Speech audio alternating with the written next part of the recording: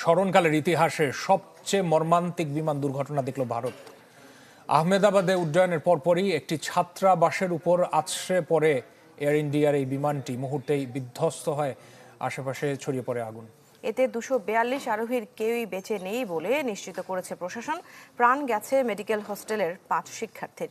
এই ঘটনায় শোক জানিয়ে ভারতের প্রধানমন্ত্রী নরেন্দ্র মোদীকে বার্তা দিয়েছেন প্রধান উপদেষ্টা ডক্টর মোহাম্মদ ইউনূস। উড্ডয়নের কয়েক মিনিটের মাথায় আহমেদাবাদের মেঘানী নগরে এভাবে আছড়ে পড়ে এয়ার ইন্ডিয়ার বিমান। মুহূর্তেই চারপাশে ছড়িয়ে পড়ে আগুনের কুণ্ডুলি। ক্রুসহ 242 আরোহী নিয়ে লোকালয়ে বিধ্বস্ত হয় লন্ডনের উদ্দেশ্যে যাত্রা করা বিমানটি। গিয়ে পড়ে একটি ছাত্রাবাসের ওপর। এ সময় আগুন ছড়িয়ে পড়ে আশপাশের ভবনে, পুড়ে ছাই হয়ে যায় রাস্তায় পার্ক করা গাড়িও।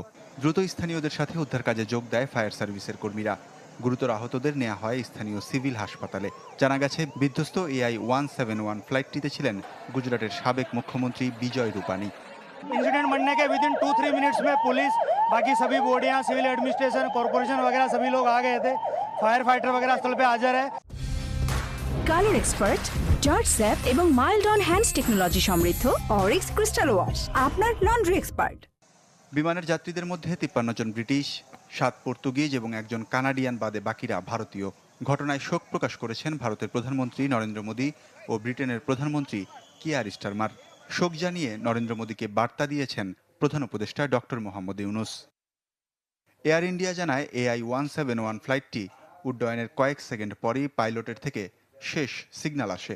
ঘটনায় ক্ষতিগ্রস্ত সবার পরিবার এবং প্রিয়জনের প্রতি সমবেদনা জানিয়েছে সংস্থাটি। বিধ্বস্ত হওয়া বিমানটির model Boeing 787-8 dream liner.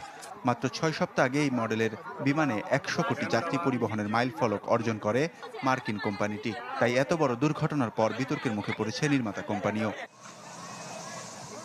Waliullah Faruk, channel 24।